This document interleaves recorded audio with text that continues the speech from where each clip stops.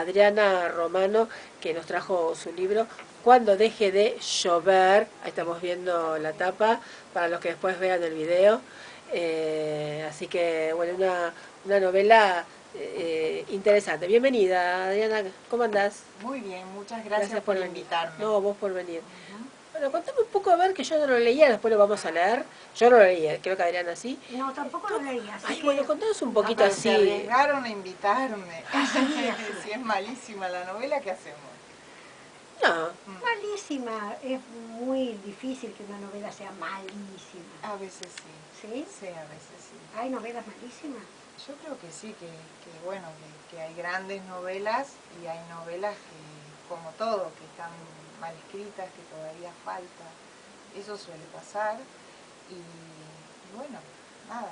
Pero vos tenés una garantía que es la editorial Modesto Rimba, Sí, que es la que te editó la sí.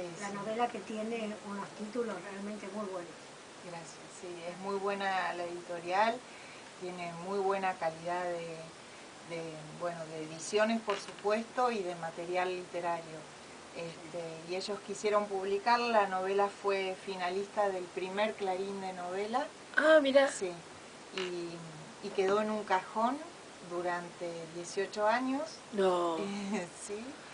Eh, Fue en el 98, 99 que pasó esto, y después vino, bueno, todo el 2001 y fue muy difícil de publicar, y también era mi primera novela y agradezco no haberla publicado en ese momento con el alboroto del premio, etcétera, Claro. porque con los años después uno va teniendo mucha experiencia sobre la escritura y dice, está bien, ahora que haya salido en el 2017 está fenomenal, pero si hubiera salido por entonces creo que a la novela le faltaba. Claro, vos habías participado de los premios Clarín. Sí, sí, ¿Quién yo, ganó en esa ocasión? Mayral, con Ah, Una noche con Sabrina Lab. sí, Sí. sí, sí, sí, sí. Ganó Pero Pedro igual ellos Mayral. no se quedan con los derechos de tu novela, ¿no? No, no, no. Ah, No, no, ellos entregan. entregaban el material, sí, sí, y bueno, a salir a buscar editorial para publicar, pero bueno, fue difícil en ese momento, bueno, si se acuerdan, como Sí, que era lo que estaba Un pasando. poco. sí. Y no fue nada fácil, y también hubo todo un proceso mío interno de decir, a esta novela está bien, es buena, sé que es buena, que la historia es potente, pero a mí como narradora, como escritora, todavía me falta mucho.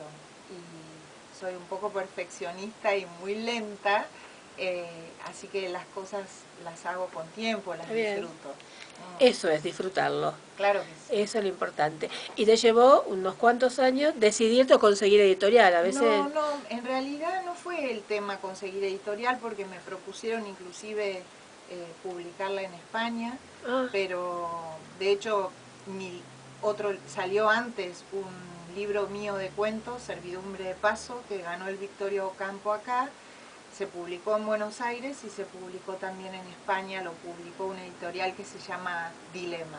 ajá. Eh, pero la novela estaba ahí y fue precioso porque fue una cantera de cuentos, o sea, había muchísimas historias que, si bien todavía había que trabajarlas en la novela, como cuento, como germen de cuento, me sirvieron muchísimo. Claro. Así que nada, trabajé durante esos años, muchísimos cuentos salieron de ahí, y por otro lado, cada tanto la agarraba, la trabajaba, hubo una segunda versión, una tercera versión, Sí, me imagino. y, y la cuarta versión fue cuando Modesto Rimba me dijo, me habían convocado para trabajar como editora en la editorial, para que me encargara de un área que es la de rescate de obra, y me dijeron, che, ¿por qué no esa novela que fue finalista, ¿por qué no nos la das? No, no, que sí, que no, que sí, que no. Digo, bueno, déjenme que la pula un poco, y en realidad en 3 meses me senté y la rehice, Ah, se las entregué y bueno, quedaron encantados. Mauro Lococo y también Flavia Pantanelli, que la revisó conmigo, y fue ella la que le cambió el nombre, porque antes se llamaba Milagrosamente en Pie, y me dijo, no, este título no va cuando deje de llover, y va cuando deje de llover. Así está bien. está. Ay, Y qué bueno. contanos de qué se trata la novela. Ahora queremos saber. Sí. La novela es, en realidad el eje es el odio de un padre a su hija, ¿no? Ajá. Un tema Es fuerte. fuerte y bastante inexplicable, sobre todo para el personaje de esta mujer que se llama Mariana. Está contextualizada en el 84, o sea, el presente de la novela es la vuelta a la democracia y las inundaciones del 84 en la provincia de Buenos Aires junto al Salado. Ah, mira. La novela es una novela rural, que bueno, ahora hay más material sobre eso, pero en general se escribía poco sobre el campo, sobre todo el campo argentino, ¿no? Claro, claro. Así que sí, hay mucha tierra, mucha agua, mucho cultivo, mucho caballo por ahí. Y obviamente este personaje, que tiene alrededor de 28 o 30 años, está regresando al país con el regreso de la democracia, porque recibe una carta de la que había sido su niñera en la infancia, diciéndole que el padre se está muriendo y no hay quien lo cuide. Y ella, que se sabe odiada por su padre, se da cuenta que, como muchas personas nos damos cuenta, que hay ciertos temas que hay que cerrarlos y enfrentarlos. Claro. Y como puede, vuelve, ya está trabajando como traductora en París, vuelve a la Argentina y ve varias cosas. Por un lado el deseo de cambio, pero por otro lado la devastación que ha dejado el gobierno militar. Y ese es el contexto más sociopolítico que tiene, pero en realidad la novela gira en torno a ese conflicto fenomenal, que es entender por qué te odian, por qué sobre todo te odia tu papá, ¿no? Claro. Claro. Está bien. Y pasan adentro un montón de cosas, Sí. por supuesto. Y Adriana es de 9 de julio, provincia de Buenos Sí, Aires. nací en 9 de julio. ¿Eso es lo que te impulsa a escribir sobre ¿El novela interior? rural, sobre el interior? Puede ser, claro que sí. En realidad ningún escritor escapa de su biografía, aunque la ficcionalice, aunque la recicle. Esos mundos, esos paisajes están en su imaginario todo el tiempo, ¿no? Me alimentaron la tierra, el campo, la gente de campo, la idiosincrasia de la gente del interior. Así como tengo un montón de cuentos que son súper urbanos, porque yo me vine a estudiar a Buenos Aires, me vine a estudiar letras y prácticamente no he vuelto a vivir en 9 de julio. Es decir, voy y vengo, está mi familia allá, está la casa de mis padres allá, pero mi trabajo, mi desenvolvimiento ha sido en Buenos Aires. Sin embargo, el interior es para mí maravilloso, y sobre todo el Salado, que para mí es el lugar en el mundo, que he recorrido bastante mundo, me considero, es el lugar más bello que conozco. Sobre todo en el momento en que atraviesa la ruta 5 y la parte en dos. Es una pavada, pero para mí es un lugar extraordinario. Claro, ay, qué lindo. Hoy leía que Tevez decía que su lugar en el mundo era Fuerte Apache. Claro. Porque es donde él se sentía él. Claro. Claro. Creo que a mí me pasa eso, ¿no? A mí me pasa eso.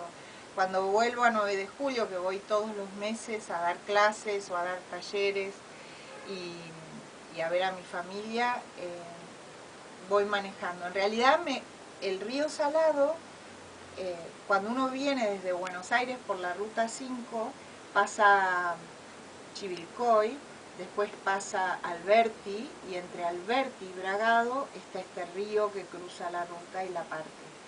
Pero el territorio, el terreno, va bajando, o sea que cuando vos venís de Buenos Aires hacia 9 de julio, lo ves como si estuviera allá abajo. O sea, ese escenario es el más bello de todos. Por ahí cuando vengo de 9 de julio a Buenos Aires, como es llano y va subiendo, esa parte no me llama tanto. Entonces detengo el auto al costado de la ruta, suelo bajarme, quedarme un rato ahí vibrando con el agua, que es mansa, es marrón y cualquiera puede decir es lo más aburrido del mundo, porque es un río de llanura. Y a mí no sé qué me pasa con ese sitio, pero me parece bellísimo. ¿Te irías a vivir allá de nuevo? No ahora, a lo mejor más adelante. Voy y vengo, sí, claro que sí. Claro que sí. Sí, me iría, pero no dejaría Buenos Aires ni mis viajes afuera, dar clases. Claro. No, eso no. Si tuvieras que irte a vivir definitivamente allá, volverías, pues. Sí, claro. Es lindo, debe ser tranquilo, me imagino. Sí, comparado con lo nuestro acá, ¿no? Que es un caos. Es sereno.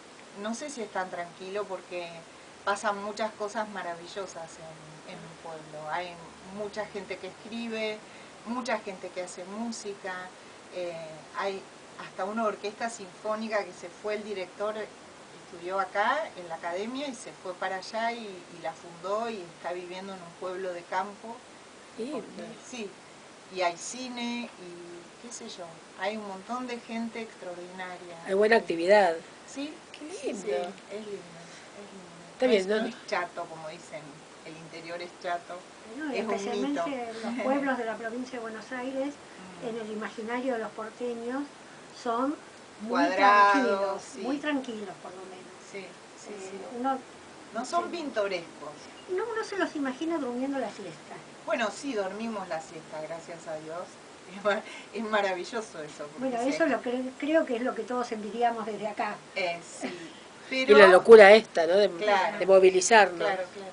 Sí, sí. O sea, yo me vi en la cabeza algo que me contaba una vez una persona, no recuerdo dónde vivía, pero en su pueblo no había colectivo, y yo la miraba. Digo, ¿cómo no hay colectivo? ¿Y cómo se trasladan? ¿Con remis, en bicicleta, caminando? Claro. Para un porteño es muy difícil pensar que no hay colectivo. Sí. Claro, porque acá si no hay colectivo no te puedes mover. También hace unos años vino un grupo de vascos a Buenos Aires que habían trabajado, estudiado conmigo en el País Vasco, habían tomado clases de escritura y vinieron a visitar Buenos Aires, sobre todo una de ellas que es una escritora que sacó hace poco un libro precioso que se llama, ¿cómo se llama? Las Madres Sangrientas, Las Madres Sangrientas. Y vino a quedarse para hacer su tesis sobre talleres de escritura en Argentina, ¿no? Porque dice que acá es la cuna. Y cuando la llevé al pueblo, a 9 de julio, me decía, claro, yo no me imagino cómo es vivir acá con calles tan anchas y todo es tan llano y tan plano y el horizonte está tan lejos. Claro, ella vive en un pueblo de montaña, en Vergara, en el País Vasco, súper chiquito, con calles que suben y bajan, al lado pasa un río. Claro, es mucho más acotado el escenario. Pero esa inmensidad de la Pampa a mí me parece fascinante. Claro. Sí, me dan ganas de pegar un grito, sí, es precioso, claro. Es bello. ¿Y escribís acá o allá? En todos lados. ¿En qué lugar? Sí, donde encuentro un bar, me hace bien ese ruido ambiente, más que en mi casa. En mi casa también escribo, claro, por ahí a la madrugada, pero los bares me gustan mucho, sí. Los bares son para escribir. Sí, los bares, los a pesar del ruido. Sí. Hay mucho ruido últimamente, pero claro, vos sos mucho de bares también. Sí, yo también soy de bares. ¿Vos también escribís en bares? Yo escribo en el bar y después paso en limpio en casa. Claro, sí, claro, hacemos eso. Sí, yo escribo en el bar. Y vos escribiste esta novela, pero también escribís cuentos y poesía. Sí, escribo cuento y escribo poesía. En realidad durante un montón de años me definí como una cuentista. Pero ahora me amigué con la novela y el año pasado apareció la poesía y fue una experiencia deliciosa. No puedo decir soy poeta porque en realidad el poeta tiene una trayectoria enorme y una entrega a ese lenguaje que yo no tengo, pero sí, tengo un libro de poemas que se llama Mitológicas pájaras en vilo, que salió... Ese sí lo leí. que salió por Sindo y Gafuri, y me encantó la experiencia de escribir poesía. Me parece un lenguaje tan apretado, tan condensado, ¿no? Porque la narrativa es expansiva por naturaleza, ¿no? Claro. ¿Y qué? O sea, vos llegás al bar, te sentás y te sale cuento, poesía. No, lo que suelo hacer, a veces sí, hay un cuento que ganó el Cortázar de narrativa en España, que se llama, bueno, no me acuerdo cómo se llama, pero Marita dice, creo, que hacía 3 años que no escribía y estaba un poco desesperada, decía, bueno, ya está, no parece más, no, nada me entusiasma. Y de repente me senté a comer unos canelones con salsa rosa y una 7-Up que pedí, me acuerdo porque así empieza el cuento, y tardaba mucho y de aburrida que estaba empecé a garabatear en unas servilletas, empezó a salir y salió el cuento completo. Por supuesto no comí los canelones, y me llevé a casa como 30 servilletas escritas, tanto que la moza se daba cuenta que algo me estaba pasando y me traía más. ¡Ay, más, qué divina! más. Y después al final me dice, ¿usted está escribiendo una carta de amor? No, le dije, terminé de escribir un cuento. Y bueno, me lo llevé a casa y después lo armé en casa, por supuesto, después tuvo un montón de correcciones, pero a veces ocurren esas cosas. Y garabateo lo que sale, aparece, hay una conversación interna que yo registro muy bien conmigo, y bueno, y a veces aparece, cuando me siento y empiezo con un papel o en una libretita, es como si algunas de esas conversaciones se exteriorizaran. Claro. Ay, qué lindo. Y sale lo que sale un cuento, Claro, sale poesía. sale lo que sale. Y después eso lo guardo, lo amontono, está ahí dando vueltas. A veces desemboca rápidamente en un texto que puede ser poesía o cuento, o el germen de una novela, o un capítulo de alguna novela que esté escribiendo. Y otras veces es nada, es como un desagote.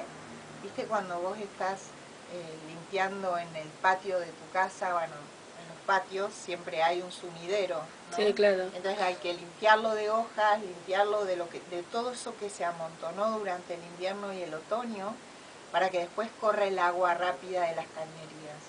Y a veces la escritura en mí es como un desagote, y después aparece otra cosa, claro, catarsis. Sí. Qué bueno. Uno hace catarsis escribiendo, gracias a Dios, para no matar a nadie. Bueno, tanto. ¿Y estás escribiendo otra novela? Sí, estoy escribiendo otra novela que no sé cómo se va a llamar y que estoy muy contenta.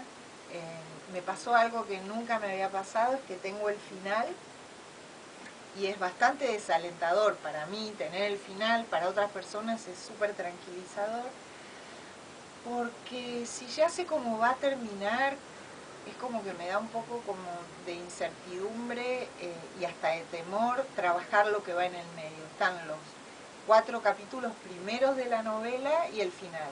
Pero esa parte que falta, que es como una especie de ruta oscura que todavía desconozco, bueno, ahí estoy trabajándola, y ayer justamente fui a leerle un poco a un amigo escritor, Luis May, que le quedó encantado con lo que le leí, y me decía que bueno, que nada, que siga adelante desconociendo ese final. Así que estoy ahí, y creo que va a ser una historia de amor, porque perfila así, entre personajes bastante inusuales, y entre 2 personas mayores, digamos. Un hombre que nunca se decidió por una mujer y que sale a buscarla y seguramente la va a encontrar. Nada, tengo ganas de trabajar un buen final feliz. ¡Ay, qué lindo! Sí, porque está todo esto, ¿no? De que a Claro. veces los finales o no son buenos, o digamos son trágicos, o son hasta ahí, y está muy abierto para lo que va a pasar, cosa que si conviene a la novela, perfecto. Pero acá parecería que digamos, es otro el tono, es un tono diferente, ¿sí? y me gusta, estoy contenta. Y los, hablando de finales, ¿los finales trágicos son más interesantes? Cuando uno está como en medio de una tragedia, ¿es más atractivo para el lector? Como lector, el lector siempre, por lo menos puedo hablar desde mí como lectora, uno espera que las cosas se resuelvan en la novela, en una novela, y en el fondo quiere que esa situación se arregle, se resuelva de alguna manera. Y eso el buen escritor lo tiene en cuenta, claro, en el final tiene que haber una resolución. Sospecho que es más fácil escribir un final trágico que un final feliz, porque el final feliz puede caer en el lugar común, que está como muy transitado a veces, ¿no? Como por los deseos, por, no sé, por los teleteatros, pero bueno, un buen final feliz es todo un desafío. Es un desafío, porque Sandrini decía que era muy fácil hacer llorar a la gente, sí, pero muy difícil hacerla reír. Muy, muy difícil. Y sí, me parece que con los finales pasa esto, con los finales trágicos es más fácil enganchar al lector que con los finales felices. Sí. Yo creo siempre que en la buena literatura, como en el buen cine, hay fondo y forma. Y la forma tiene que acompañar a ese fondo. Entonces, en realidad es la trama la que te pide el final. Y uno tiene que estar atento a eso. Y bueno, hay finales que no pueden ser más que eso, ¿no? A veces hasta desalentador para el lector. Pero está bien, porque no podría ser de otra manera. Pero hay que ver que hay otros finales que son diferentes, que son más esperanzadores por ahí. Vos dijiste que estabas con editorial Modesto Rimba rescatando textos. ¿De qué se trata ese trabajo? Rescate de obra se le llama al trabajo que hacen algunas editoriales de tomar aquellos libros que ya están descatalogados, que ya no se publican más, o porque se agotaron las ediciones, o porque los autores, qué sé yo, hace mucho que han muerto, porque no hay buenas traducciones, o porque hubo y ya no se consigue más que en una librería de viejo. Y entonces, bueno, con Olfato Editorial, la idea es volver a contactar con el escritor si está vivo, o con los familiares si existen, y si todavía hay que pagar derechos, y empezar a trabajar esa obra, traducirla si hay que traducirla, o editarla bien y sacarla a la calle otra vez al mercado. Esa es la idea. Qué interesante. Bueno, porque a veces uno quiere leer algo y no se consigue los libros, y uno va a la feria, empieza a buscar todo lo de la calle Corrientes, de Avenida de Mayo, en otros lugares, páginas, y consigue algo por ahí. Hay buenas librerías en la calle Corrientes que conseguís libros que no se consiguen. Sí, usado, o en la feria de Rivadavia, o en la que está enfrente de la rural, creo que hay otra, pero hay que ir a buscarlo. Hay que ir y buscarlo. Y a lo mejor hay un ejemplar nada más. Claro. Que alguien lo sacó, lo vendió, porque, lo cambió. Claro, o se desmanteló una biblioteca. Claro, ¿no? claro. Y hay una librería que me encanta en la calle Corrientes que se llama Aquilea, que es súper chiquita, todo amontonado, pero hay joyas que se muestran ahí. Traducciones de la, qué sé yo, de Goethe, de Homero, pero buenas traducciones, o sea, de las que se usan en la facultad o yo usé en la facultad para estudiar, o sea, de las buenas traducciones del griego, del alemán, del francés, y bueno, en otras por ahí encontrás todo más mezclado, pero hay que buscar. Cuando deje de llover, ¿dónde lo consiguen los oyentes para ir a comprarlo? En las librerías de Buenos Aires está, igual hay que fijarse en la página de Modesto Rimba, que ahí están todas las librerías donde está en algunos lugares en el interior, saben que una editorial chica le cuesta mucho la distribución, Sí, claro. ¿no es cierto? Y después sí, claro, se consigue por Mercado Libre, o sea, lo compras por la web y te lo llevan a tu casa o por correo. Una buena o opción por- Mercado sí, Libre para conseguir ciertos libros. sí. Y bueno, y estamos contentísimos porque creo que va pronto a la segunda edición porque Qué bien. la primera está absolutamente agotada, así que... Así que bueno. Bueno, Muchísimas felicitaciones. Gracias. Te esperamos Espero en que la les próxima guste. novela. Bueno, dale, vengo. O Muchas cuentos. gracias por... O cuentos. Ahí está. Claro. Muchas gracias por invitarme. No, vos por venir. Bueno, estuvimos con Adriana